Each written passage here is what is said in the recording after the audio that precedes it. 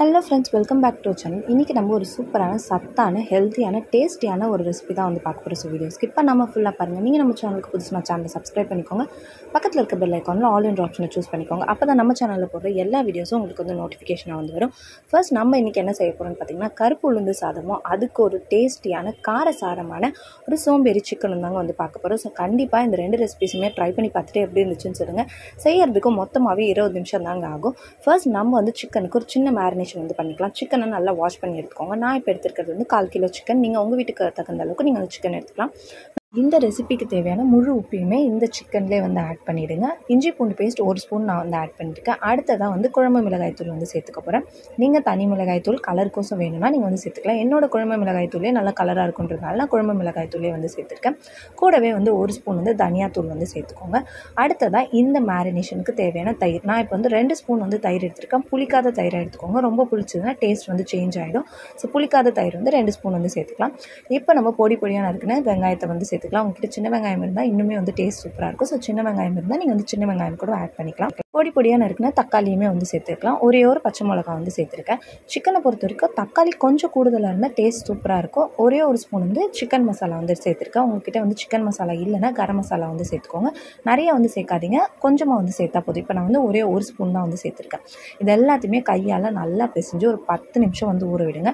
இந்த 10 நிமிஷத்துக்குள்ளே நம்ம வந்து சாதம் வந்து செஞ்சிடலாம். நான் சொன்ன மாதிரி 20 நிமிஷத்தில் இதை வந்து செஞ்சிடலாம். என்னடா சமைக்கிறதுன்னு ரொம்பவே குழப்பமாக இருக்குது. ஆனால் சிக்கன் இருக்குன்னா உடனே இந்த மாதிரி வந்து செஞ்சு பாருங்கள். செம்ம சூப்பராக இருக்கும். கண்டிப்பாக இந்த டேஸ்ட்டில் காம்ப்ரமைஸே வந்து இருக்காது.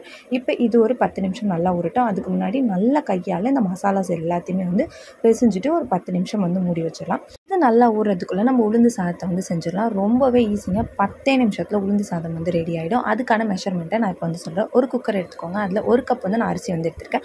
உங்கள் வீட்டுக்கு தகுந்த அளவுக்கு நீங்கள் வந்து அரிசி எடுத்துக்கோங்க. இப்போ எனக்கு 1 கப் வந்து போதுன்றதுனால 1 கப் வந்து அரிசி வந்து சேர்த்துருக்கேன். அடுத்ததாக இப்போ நான் உடச்ச கருப்பு உளுந்தை வந்து சேர்த்துருக்கேன். நீங்கள் வந்து முழு கருப்பு உளுந்து இருந்தாலும் நீங்கள் வந்து சேர்த்துக்கலாம். அதுக்கான தண்ணி ரேஷியோவுமே நான் வந்து சொல்லிடுறேன். இப்போ நீங்கள் 1 கப் வந்து ரைஸ் எடுத்துருக்கீங்கன்னா 1/2 கப் வந்து கருப்பு உளுந்து சேர்த்துக்கோங்க. நீங்கள் இதுவே 2 கப்னா 1 கப் வந்து கருப்பு உளுந்து சேர்த்துக்கலாம். முழு கருப்பு உளுந்தாக இருந்தால் கொஞ்சம் வந்து குறைச்சிக்கோங்க. அதாவது 1/4 கப் அந்த மாதிரி வந்து சேர்த்துக்கலாம் நீங்கள். இப்போ இதை ஒரு 2 நிமிஷம் நல்லா வந்து வறுத்துக்கலாம். வறுத்துட்டு ஒரு 2 தடவை வந்து வாஷ் பண்ணிவிடுங்க. பண்ணதுக்கு அப்புறமா இப்போ தண்ணி ரேஷியோ வந்து சொல்கிறேன். நம்ம 1 கப் வந்து ரைஸ் வந்து எடுத்துருக்கோம், 1/2 கப் வந்து உளுந்து எடுத்துருக்கோம் இல்லைங்களா. அதாவது நான் இப்போ உடச்ச உளுந்து எடுத்துருக்கிறதுக்கு 3 கப் வந்து தண்ணி சேர்த்துருக்கோம். இதே நீங்கள் வந்து முழு உளுந்து எடுத்துருக்கீங்கன்னா 4 கப் வந்து தண்ணி சேர்த்துக்கோங்க. அப்போ தான் அந்த முழு உளுந்து வந்து நல்லா வந்து வெந்திருக்கும்.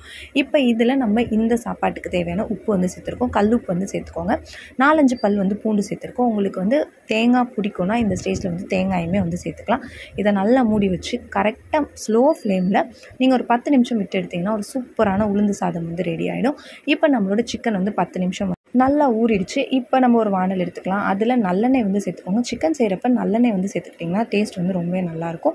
ஹீட்டையுமே வந்து குறைச்சி விட்டுரும். ஸோ இப்போ என்ன பண்ண போகிறோம், நம்ம ஊற வச்சோம் இல்லைங்களா 10 நிமிஷம், அந்த சிக்கனை ஃபுல்லாகவே இந்த வானலில் வந்து போட்டுருங்க. போட்டுட்டு ஒரு 10 நிமிஷம் இந்த மாதிரி வந்து மூடி வச்சு 2 நிமிஷத்துக்கு ஒரு தடவை இந்த மாதிரி கிளறி விடுங்க. நம்ம இதில் தண்ணியே வந்து ஆட் பண்ண போகிறதில்ல. இந்த சிக்கனில் இருக்க தண்ணியே வந்து போதும்.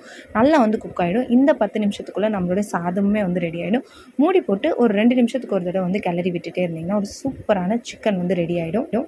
நான் முதல்ல சொன்ன மாதிரி இதில் தண்ணியை ஆட் பண்ணலாம். ஆனால் பாருங்கள் அந்த சிக்கனில் இருக்க தண்ணியை வந்து அது எப்படி குக் ஆகுதுன்னு சொல்லிட்டு 2 நிமிஷத்துக்கு ஒரு தடவை வந்து கிளறி விடுங்க. 10 மினிட்ஸில் உங்களோட சிக்கன் வந்து ரெடி ஆகிடும்.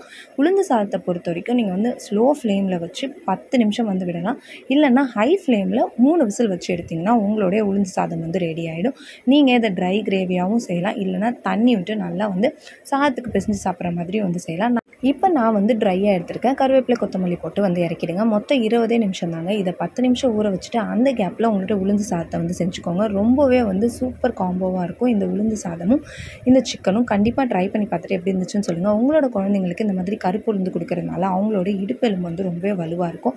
நீங்களுமே வாரத்தில் ஒரு நாள் இந்த மாதிரி வந்து டிஃப்ரெண்ட்டாக வந்து செய்கிறப்ப அவங்களுக்குமே நீங்கள் டிஃப்ரெண்ட்டாக செஞ்சு கொடுத்த சந்தோஷமும் இருக்கும். உங்களுக்கும் சத்தான ரெசிபிஸாக அவங்களுக்கு கொடுத்த சாட்டிஸ்ஃபேக்ஷனும் இருக்குங்க. ரொம்பவே சிம்பிளான ரெசிபி தாங்க. ஆனால் டேஸ்ட் வந்து ரொம்பவே சூப்பராக இருக்கும். இப்போ இதை பார்த்தீங்கன்னா உதிரியாக இருக்குது இல்லைங்களா. உங்களுக்கு வந்து கொஞ்சம் குறைவாக வேணும்னா தண்ணியை 1 பங்கு வந்து எக்ஸ்ட்ரா வந்து ஆட் பண்ணிக்கோங்க. இப்போ நம்ம உடச்ச உளுந்துக்கு 3 தான் ஆட் பண்ணியிருக்கோம். நீங்கள் 4 ஆட் பண்ணிங்கன்னா கொஞ்சம் குறைவாக வந்து வந்துடும். இதே முழு உளுந்தாக இருந்தால் 5 பங்கு வந்து தண்ணி வச்சிட்டிங்கன்னா உங்களுக்கு குறைவாக வந்து வரும். இந்த மாதிரி சாப்பிட்றப்ப இன்னுமே வந்து டேஸ்ட்டாக இருக்கும். கண்டிப்பாக இந்த மெத்தடில் இந்த ரெசிபியை ட்ரை பண்ணி பார்த்துட்டு எப்படி இருந்துச்சுன்னு கமெண்ட்டில் சொல்லுங்கள்.